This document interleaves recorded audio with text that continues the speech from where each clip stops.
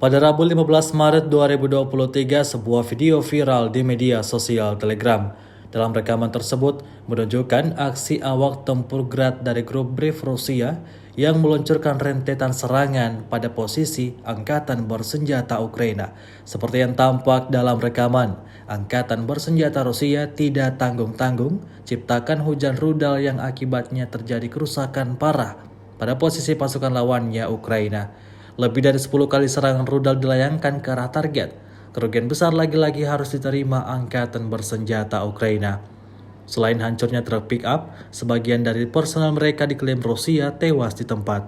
Beredarnya video ini menuai beragam komentar dari warga.